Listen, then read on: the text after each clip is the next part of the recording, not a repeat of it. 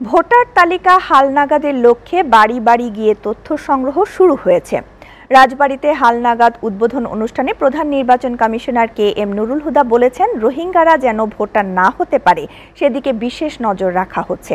বাংলাদেশে ঢোকার সময়ই তাদের হাতের ছাপ রেখেছে প্রশাসন। প্রথম দফায় দেশের ৬৪ জেলার ১৩৫টি উপজেলায় হালনাগাদ হবে। এই দফায় রাজধানীর ডেমরা, সূত্রাপুর ও কোতোয়ালী থানার ভোটার যোগ্য নাগরিকদের তথ্য সংগ্রহ করা হবে। কয়েকটি ধাপে আগামী ১৩ মে পর্যন্ত সারা দেশের তথ্য সংগ্রহ চলবে। কমিশন থেকে জানানো হয়েছে, যাদের জন্ম ২০০৪ সালের ১ জানুয়ারি বা তার আগে তাদের তথ্য সংগ্রহ করা হবে। তবে যাদের জন্ম ২০০১ সালের ১ জানুয়ারি বা তার আগে তারাই কেবল ২০২০ সালের ভোটার তালিকায় অন্তর্ভুক্ত হবেন। বাকিরা ১৮ বছর পূর্ণ হলে স্বয়ংক্রিয়ভাবে ভোটার হয়ে যাবেন।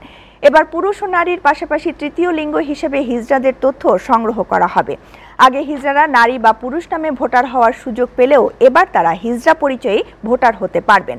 এবার প্রায় ৮০ লাখ নাগরিকের তথ্য সংগ্রহ করা হবে বলে ইসি কর্মকর্তাদের ধারণা।